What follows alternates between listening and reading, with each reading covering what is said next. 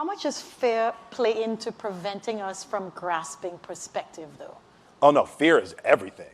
Yeah, like if there was one concept that I would suggest to people to take a daily confrontation with, is fear. The problem with fear is that it lies, right? So fear tells you, hey, if you say that to that girl, she's gonna know she has you, and she'll never really be attracted to you if she knows how much you attracted to her. Don't say that, no. How we get her is when she walks by, ignore her. Right, so it's like, pop it on your shoulder. Fear tells you dumb shit like that, right? So, for me, the daily confrontation with fear has become a real practice for me since about three years ago. I went skydiving in Dubai, right? And skydiving is a really interesting confront with fear, right? So I gotta stand up. I'm sorry, I gotta stand up. All right. So all your friends, what happens? You go out. Sorry, I dropped my thing. Yeah. So what happens is you go out the night before and you take a drink with your friends, and somebody says, "Yeah, we should go skydiving tomorrow." And you go, "Yeah, we'll go skydiving tomorrow." "Yeah, yeah." And you go, "Yeah." And everybody goes, "Yeah." Right? And you go home and you by yourself, you're like, Right? And you're like, well, I mean, they was drunk too. Right? So maybe they not, maybe, I mean, we don't have to go. We don't have to do it. So then that night you're laying in your bed and you just keep, and you're terrified. You keep imagining over and over again jumping out of an airplane, and you can't figure out why you would do that, right? And you're laying there and you have the worst night's sleep of your life, but you still have the hope that your friends were drunk, right? So you wake up the next day and you go, down and you say where you were going to meet and everybody's there. You're like, oh, shit. All right, cool. Right? So you get in the van and you don't know that your friends had the same night that you had because they're pretending like they didn't. They're like, yeah, man, my uncle's a Navy SEAL and, this is going to be great. I've been looking forward to this. And you're like, oh, my God. And your stomach is terrible. You can't eat and everything, but you don't want to be the only punk who doesn't jump out of this airplane. So you get there, and then you have this safety brief. And you're standing there, and the guys will tell you, well, if the chute doesn't open, what's going to happen is well, why the hell, what could happen? That the chute wouldn't open, right? So you do a thing, and what you do is your first jump, you're attached to a guy who is going, he's going to walk you out. So you go, and you get there, and there's an airplane, and nobody's stopping. Everybody's still going. So you get onto the airplane, and you're sitting there, and it's extra because you're sitting on some dude's lap, some stranger. You're sitting on his lap, and it's like, you're trying to make small talk. Yeah, man.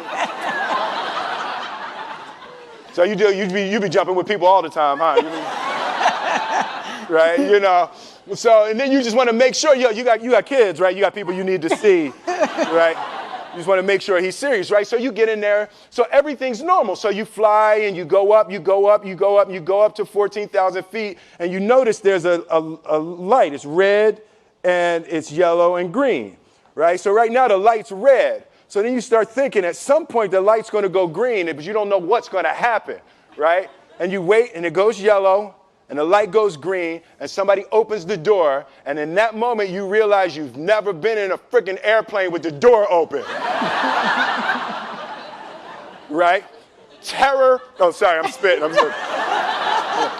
Oh, sorry. No, terror, right? So you go, and then, if you were smart, you sat in the back so you don't go first, right? And then people start going out of the airplane. And you go, and the guy walks you up to the end of the thing, and you're standing, and your toes are on the edge, and you're looking out down to death.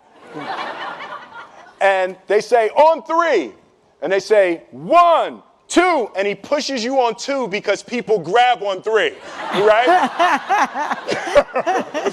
Right? and you go,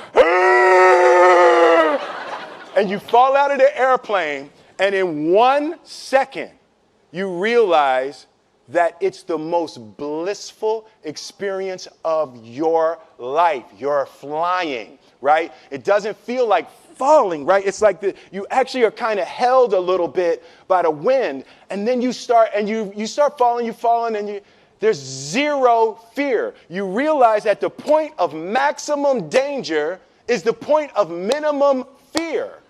It's bliss. It's bliss. And you're flying.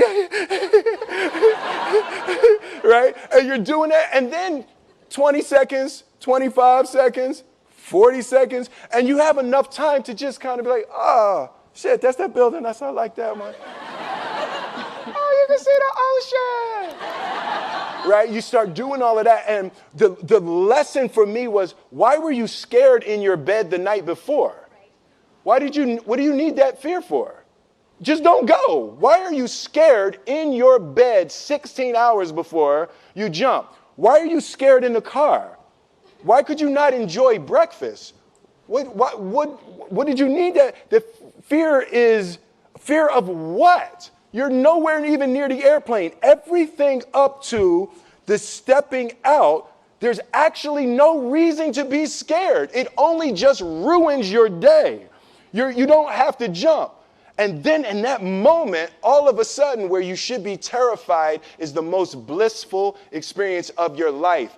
And God placed the best things in life on the other side of terror. On the other side of your maximum fear are all of the best things in life. You know? Mm-hmm. So that was sorry. So that was, no, it's good. That was my experience with skydiving and fear.